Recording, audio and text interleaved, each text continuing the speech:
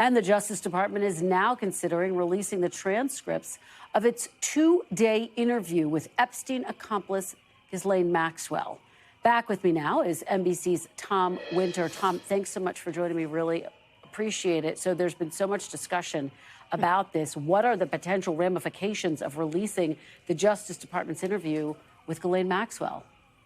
So, Kristen, I look at our jobs, and of course, we earn a living, but our job really is to represent our audience. And the best way that I can do that is get as much information as possible. So reporters are salivating at the idea that it would be possible that for so many years, my entirety of my career, getting an interview that the Justice Department and the FBI might have done with somebody that is not included eventually in either a court filing or some sort of exhibit at trial. That's like next to impossible. So the idea that they're going to set the precedent of doing this is something that really has reporters' attention, because it's typically one of the most kind of behind-the-wall records that exists. It's just really hard to get. It's very unusual, and the idea that it would be put out as a transcript, perhaps with a recording as well, obviously the potential for more information from Maxwell to get out there is large. I would also point out, though, it's not clear to us, was there a lot of adversarial questioning? In other words, did the Justice Department really push back on some of her assertions? I mention that because, of course, Maxwell was charged with perjury in a 2016 deposition involved in some of the civil litigation against her.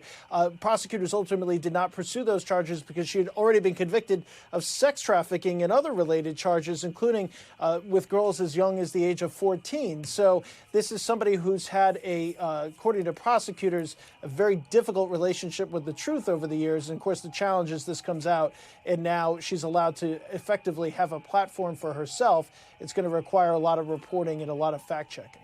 Well, the other piece of this story that we're watching and that you've been reporting on so extensively, Tom, is the fact that the Justice Department has faced scrutiny for transferring Maxwell to a minimum security prison in Texas. Some other big names in that prison complex.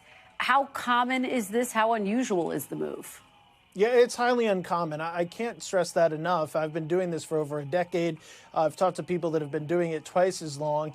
This is not something that typically happens for somebody who's been convicted of the types of charges that Ghislaine Maxwell has been convicted of. It would have required a waiver for her to be transferred. Not unusual, Kristen, to what a senior administration official told our colleague Monica Alba. People get transferred for security reasons and for other reasons all the time, but not kind of a step down so much in security. Just as an example, over the weekend, Elizabeth Holmes, who was, of course, convicted for her role in fraud-related charges tied to the blood company called Theranos, there were pictures of her taken working out. And those pictures were clear as a bell because one whole portion of this facility has a short fence, no razor wire, there's no extensive gate for cars. So I think it just kind of underscores the lack of security that exists at this particular camp, Kristen. Yeah. All right. Well, I know you'll continue to follow all of the angles very closely. Tom Winter, as always, thank you. Appreciate your reporting.